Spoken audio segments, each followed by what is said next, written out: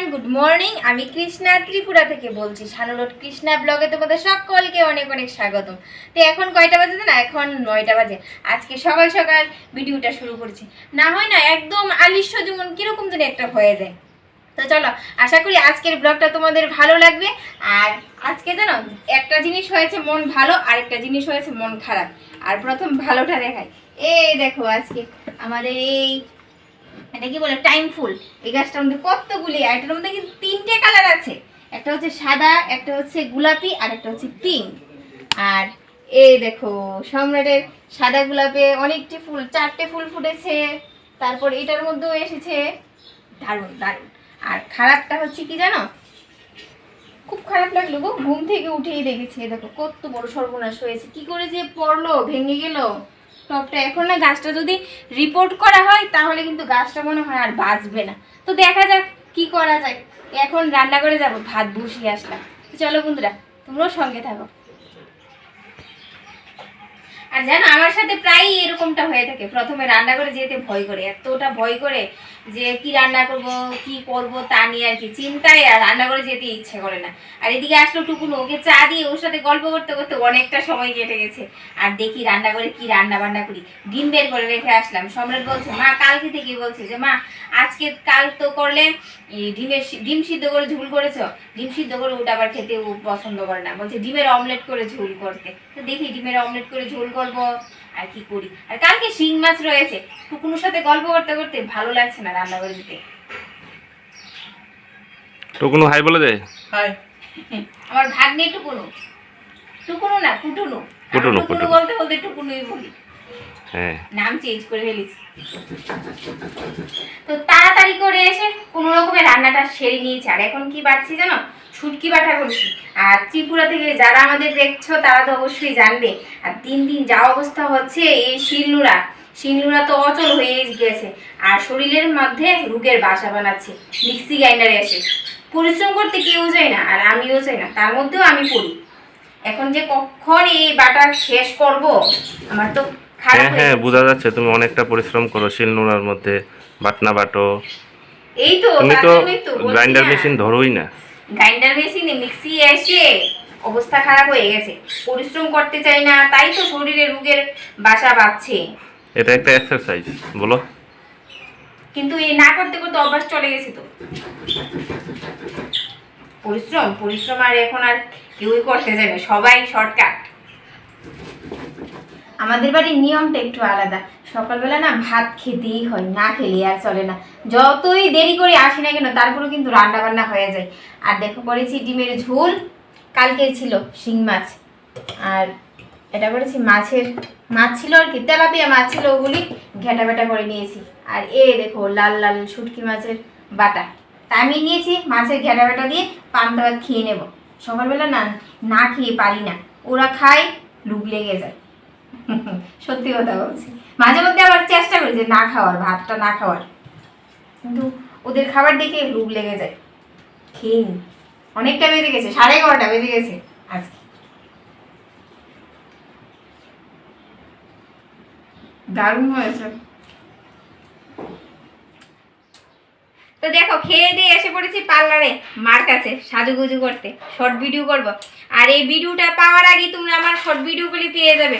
আর বলবে কিন্তু কিরকম হয়েছে, ভিডিওর মধ্যে বলবে যে মা সাজিয়েছে কিরকম হয়েছে।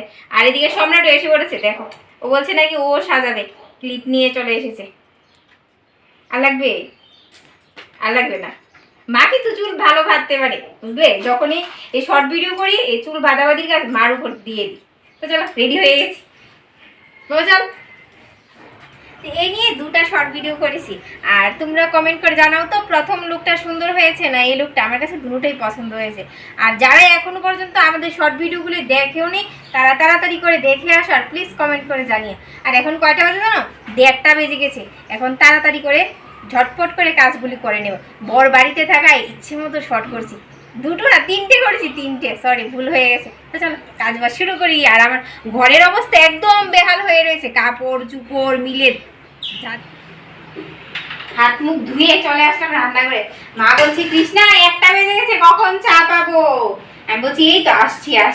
এদিকে মাকে দেবো চা, আর আমি খাবো কি জানো, এই দুপুরবেলা না হালকা খিদে পাই, এই দেখো চালতেই নিয়েছি, চালতের আচার খাবো। আর সম্রাটের বাবা খাবে শশার ভর্তা করে দিতে বলেছে। বলছি আমের ভর্তা খাবে, না না আমের ভর্তা কাল খেয়েছি, আজ খাবো না, আজ শশার ভর্তা খেতে হবে। এক একজনের এক একটা মেনু। দুপুরবেলা না আমাদের সবারই খিদে পায়, হালকা খাবার খেতে হয়।